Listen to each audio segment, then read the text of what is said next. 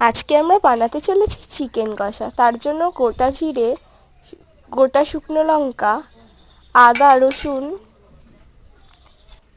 কাঁচা লঙ্কা পেস্ট করে নেব। তারপরে কড়াইতে তেল দিয়ে তেল গরম হয়ে এলে কেটে রাখা আলুগুলো ভালো করে ভেজে নেব।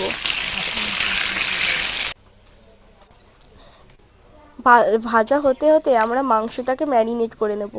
প্রথমে মাংসের মধ্যে নুন, হলুদ, টমেটো, সেই আদা রসুন জিরে পেস্টটা দিয়ে একটু সর্ষের তেল দিয়ে ম্যারিনেট করে নেব।